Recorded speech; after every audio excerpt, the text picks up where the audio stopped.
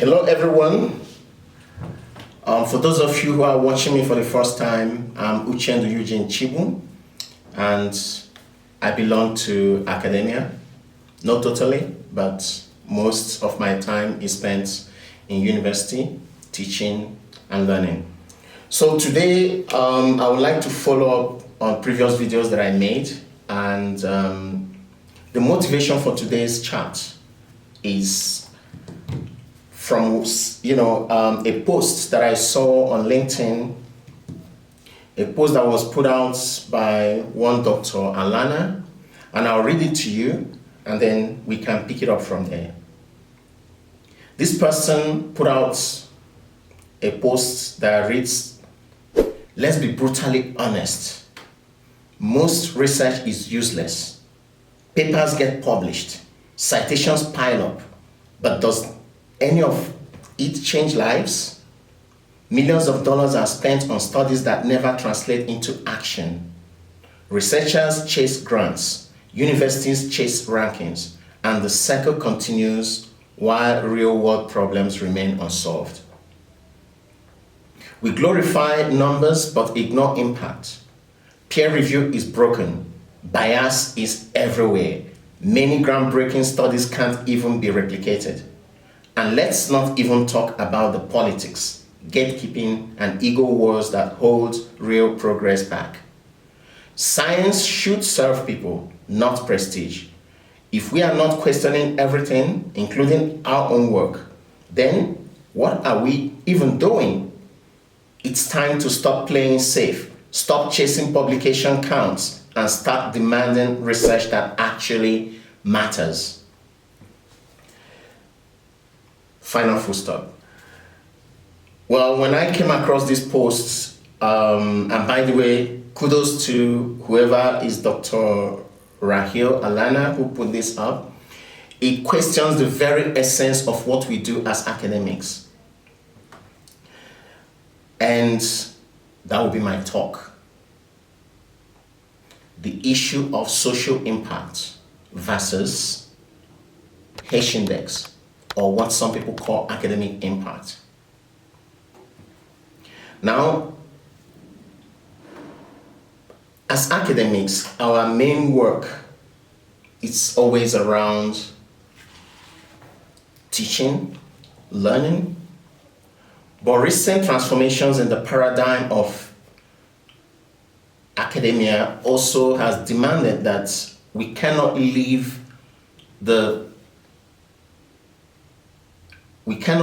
addressing societal issues to those who are outside academia. For one reason, as academics, we also belong to the society. And so every problem that is within the society affects us. And so this particular issue, as presented by this person on social media, it's something that bothers everyone. There's a fixation on publication,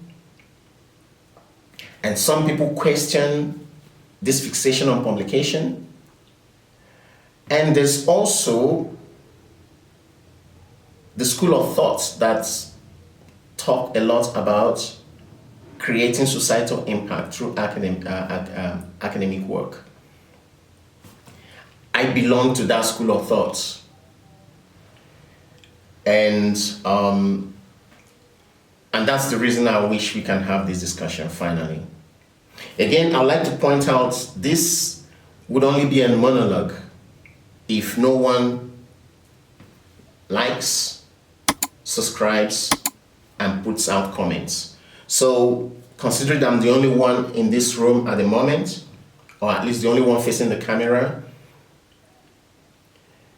it is very, very normal that I will not be able to capture everything that I would like to say or everything that is out there, which is why I would like at some point interview people and have this conversation with people. But for today, I can only speak from what I know and what I'm able to remember. So please get on the like button, subscribe, and most importantly, put out your own text of your feelings, your perceptions, and most importantly, your viewpoints on the issue being discussed. By doing that, then this is no more a monologue, it becomes a dialogue, and as many people as engage would even turn it into a conversation. Back to the matter. Social impact versus academic impact. Where do you stand? I want to believe that many people would say they stand with both. I hope so, because I stand for both. But just like in politics, you talk about right and left, center right and center left. I start at the center, but very much tilted towards social impact. And this influences what I do. The reason it's difficult to say you stand purely on social impact is because I might as well, focus on being, working in the factory, or being a farmer or an entrepreneur entirely, and stay out of academia if what I want is to focus on social impact. But in academia, you have to teach.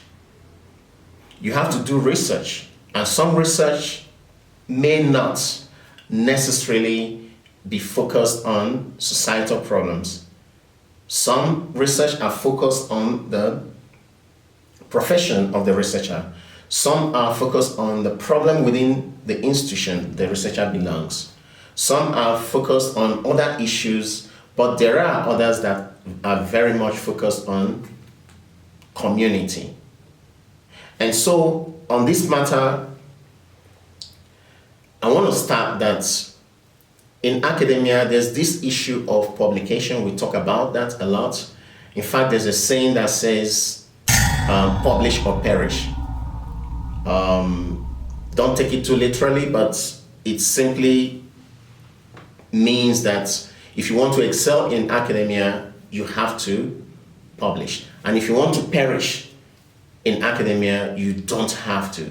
So, but perishing in academia doesn't mean dying. It's just that when others perhaps are bragging of certain things, you may not belong there, or, I think it's vanity. And that's the point I want to make.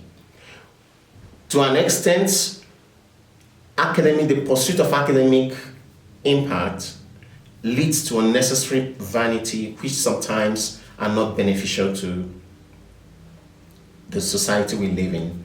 For instance, some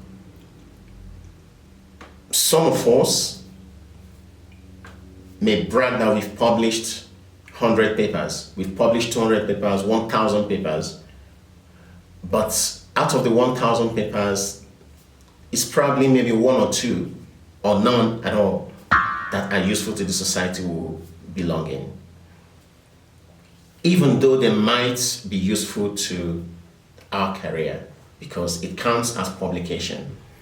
And one of those we call H index. Academically, when we speak of academic impact, it can be measured in various ways: site score, impact factor for journals.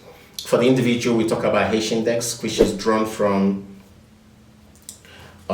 George H's index, or if I want to be very perfect with pronunciation of that particular word, is Jorge H. And this index involves, or rather focuses on, the quantity of papers you've published as well as the quality of papers you've published. Usually, the quantity of papers in academia, when we speak about that, we are speaking about the number of articles you published. Of these articles are usually categorized at various levels, which can be journal articles, peer-reviewed, non-peer-reviewed, invited works, conference papers, newspaper articles, magazine articles, policy briefs, and so on and so forth. There are just too many of them. And in terms of quantity, the H index looks at the number of papers one has published, and in terms of quality, it looks at the number of times these published papers have been cited. Citation in academia simply refers to reference to someone else's work within a written project, platform, and so on and so forth. In an article or a paper, whether it's conference or non-conference, or journal, and so on and so forth.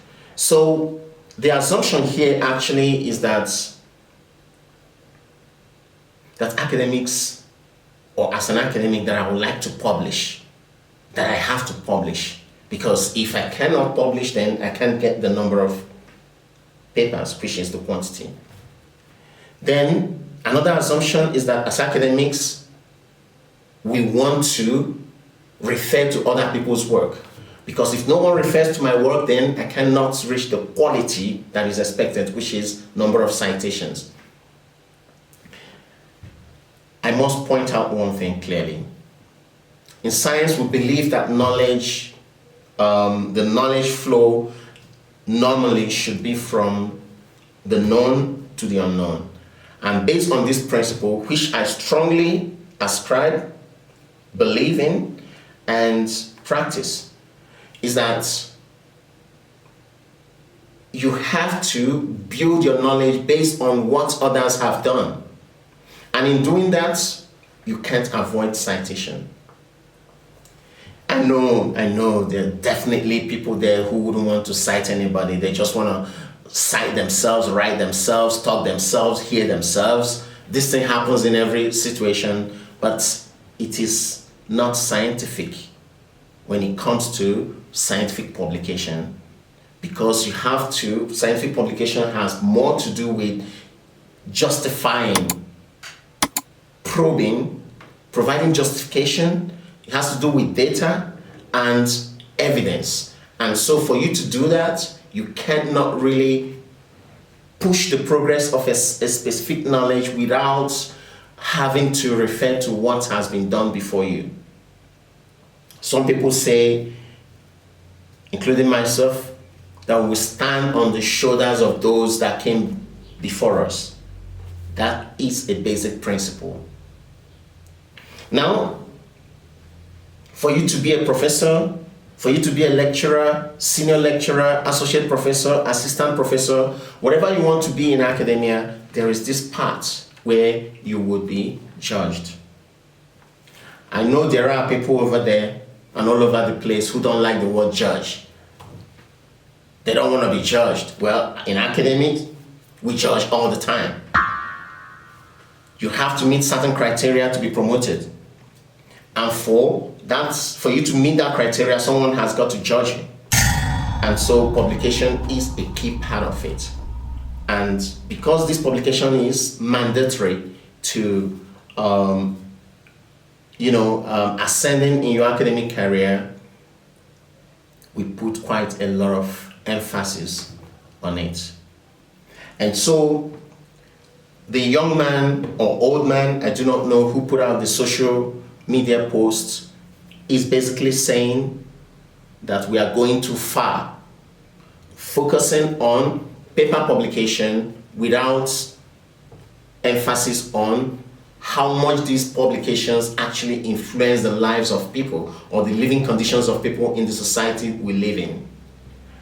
And that brings up the issue of social impact, or if you like, societal impact. The bricklayer lays the bricks to build the house. So when we speak about housing, they play a role. The architect has to design. The urban planner has to design the city. The surveyor has to lay out the boundaries for everything that we do on earth, whether it is infrastructure, housing, whatever. They have to lay it out. Even if you want to shift the river, adjust whatever, the surveyor comes in.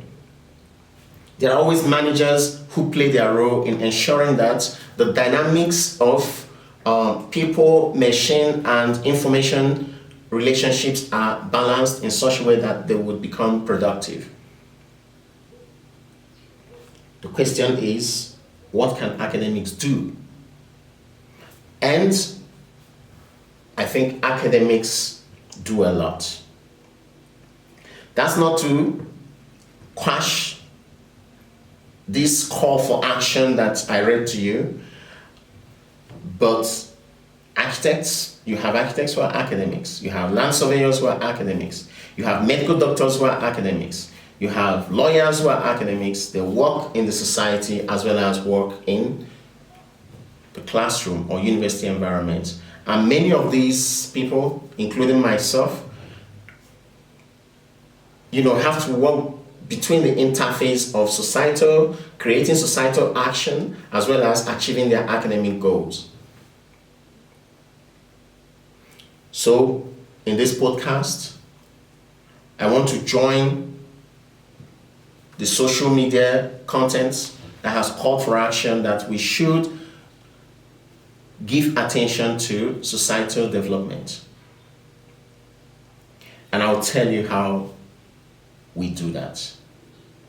At least within the circle I belong in, academically, my university, my department specifically, and of course, myself as an individual. Social impact,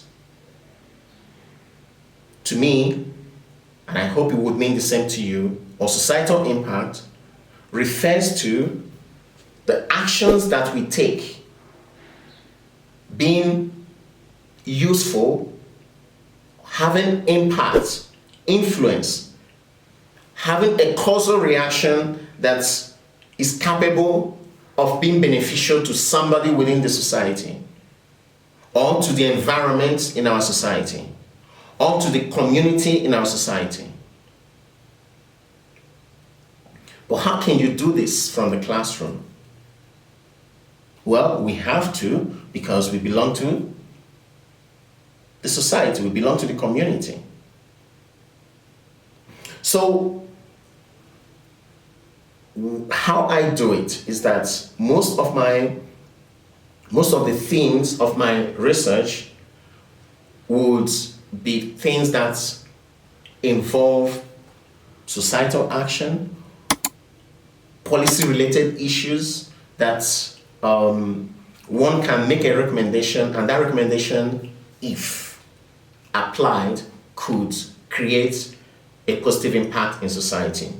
You would understand why I said if.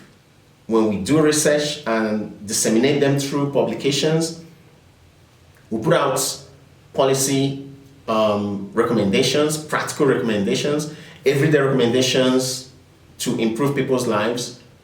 Not every publication, in fact, most do not even make it to the hands of those who would be able to use it to create societal impact. In my area, I would say some of us are lucky to be working in an area that is very close to the heart of the society. For instance, in the land area, you can't do without land in society. The development of every nation is dependent on the built and the natural environment, which are embedded or founded upon the earth, where you have land, water, forests, minerals, soil, and others, which are all embedded on earth. Even the atmosphere, the air, or the space. I mean, no one really lives in space. I mean, in terms of human beings, I know the birds fly in space, but they don't really live there because they have to make their nests on trees. You know, the International Space Station has been able to harbor some people up there, but at the end of the day, if you listen to the news, you'll see that we were worried about the lady and the gentleman who's been in space for too long. Because one needs to be on Earth, one needs to step on this soil we live in, swim on water, enjoy the trees, and economically explore minerals, or socially as well, in order to survive. And so land means everything.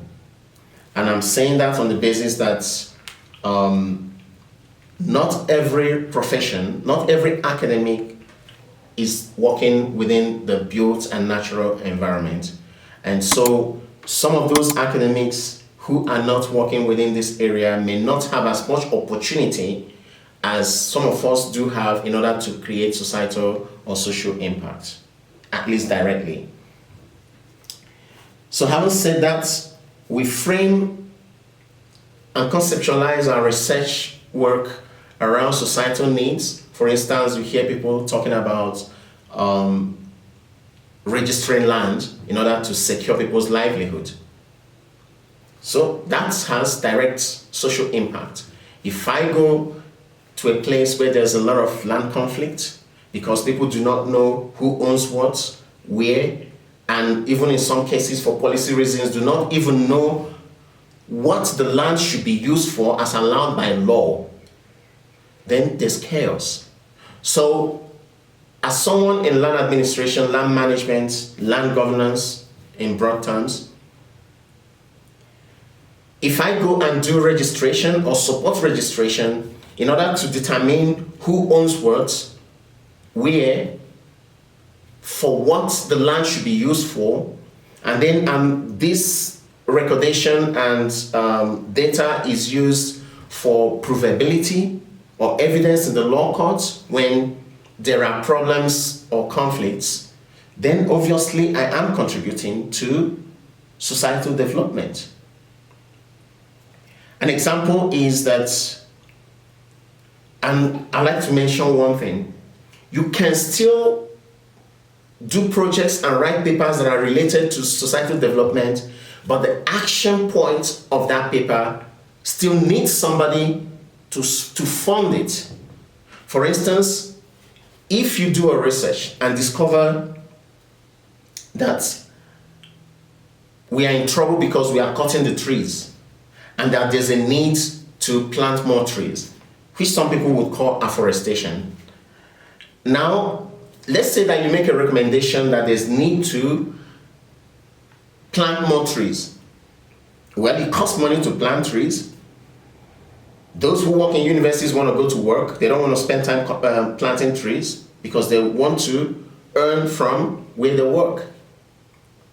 The farmer might be able to do that in the course of his, her, or their work. But to really do it at a rate that would be beneficial to society, someone has to take up some responsibility. And this responsibility would involve conceptualizing how it ought to be done, providing the fund to even get the seeds and the tree and the tree, seedlings.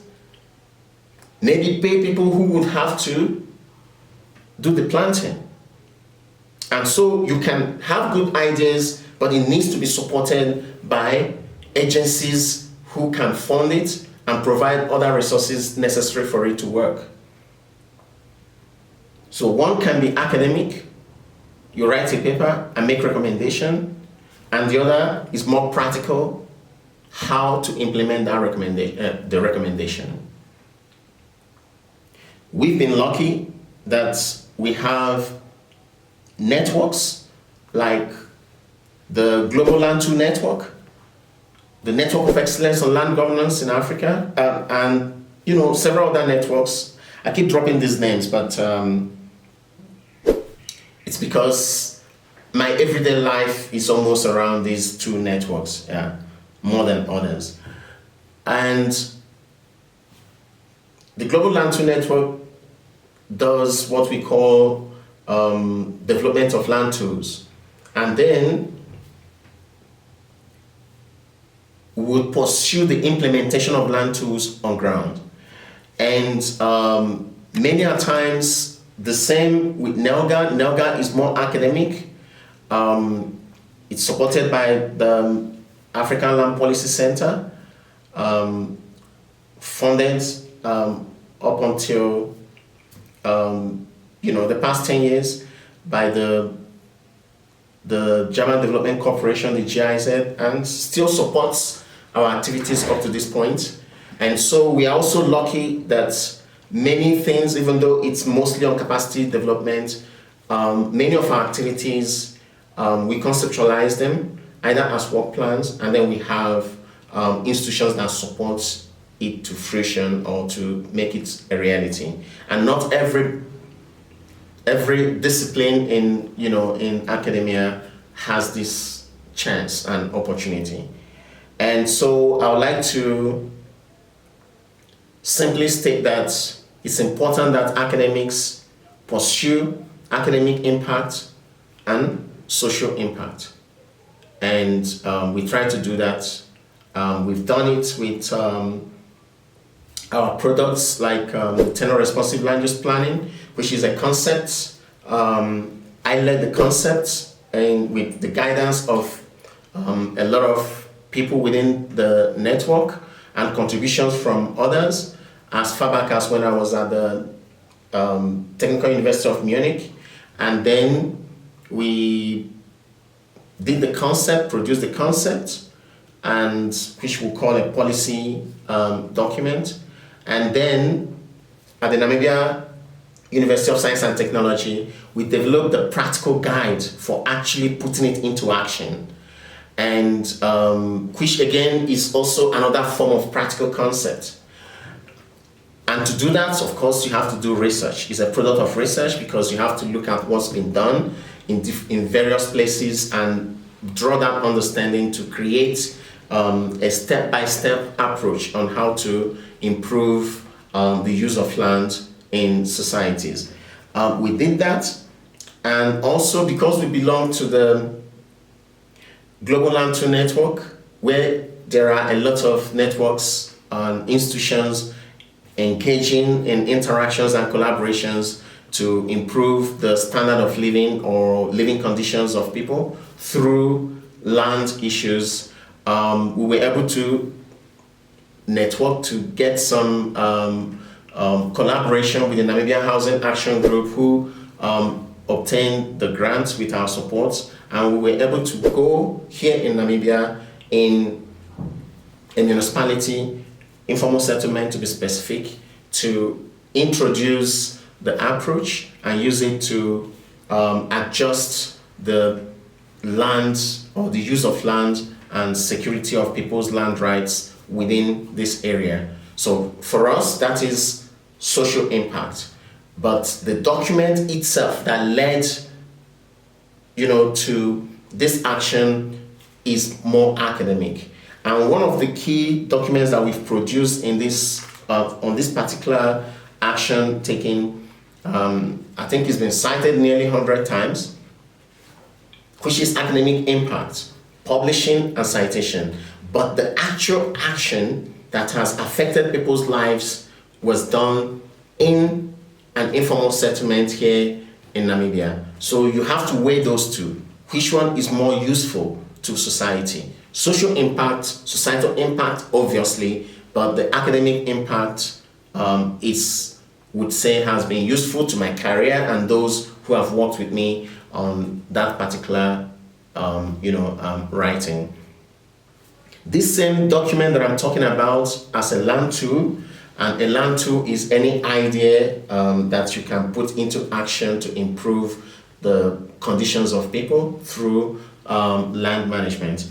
And this particular guide is also now being used by what we call the Land at Scale project, which is supported by the government of the Netherlands in Uganda, actually for securing tenure for more than 30 million smallholder farmers in the Mount Elgon region of northern Uganda. So these are just examples. I just want to say that it's not all bad news. Academics are making impact.